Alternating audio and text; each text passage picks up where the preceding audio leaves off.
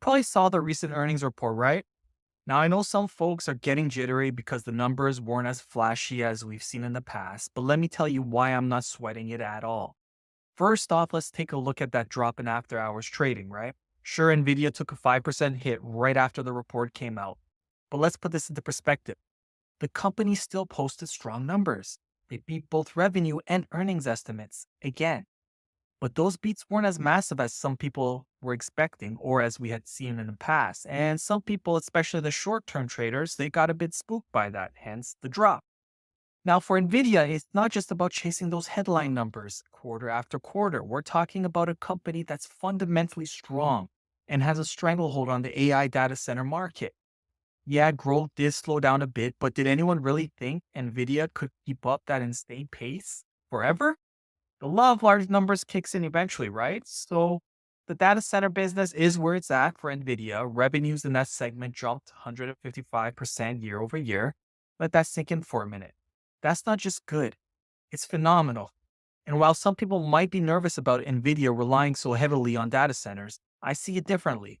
Nvidia has positioned itself as the leader in this space, and even if the growth in this segment slows, they're still miles ahead of the competition. Now let's address the elephant in the room, the gross margins. Yes, they dipped a bit, down 75.7% from 78.9% last quarter. Some folks are making a big deal out of that, but honestly, 75.7% is still incredibly high. And let's not forget, NVIDIA's operating margins actually improved thanks to operating leverage. So while margins in one area dipped, the overall profitability picture is still strong. Now, another thing that's been buzzing around is NVIDIA's $50 billion buyback authorization. I mean, that's a massive number. But here's where I think some folks are getting lost in the weeds. They're expecting this buyback to drastically reduce the share count, but it's not going to play out like that. The buybacks are significant. But when you're a $3 trillion company, it's a drop in the bucket.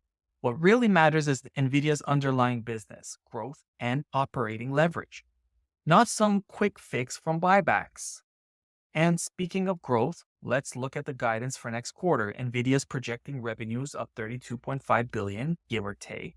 That implies an 8% sequential growth rate. Not as crazy as the 15% and 18% we saw in the first two quarters, but still solid.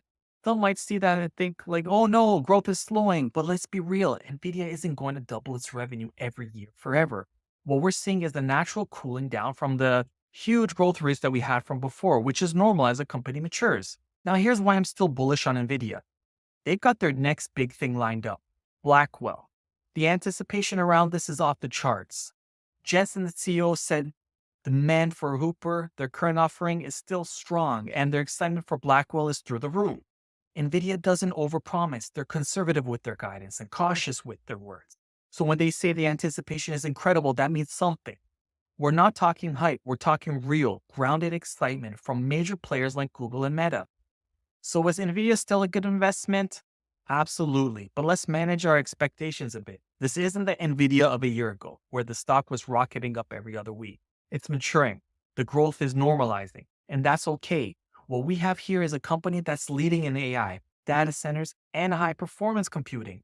They're not going anywhere, and they're certainly not done growing.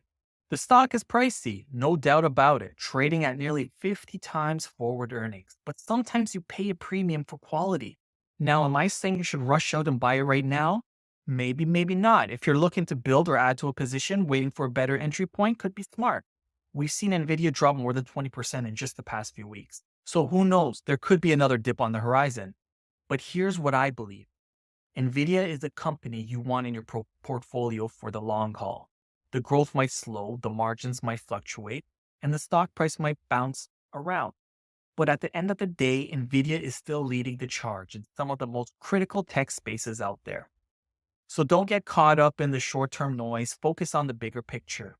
Nvidia is a powerhouse and is going to keep delivering value for years to come.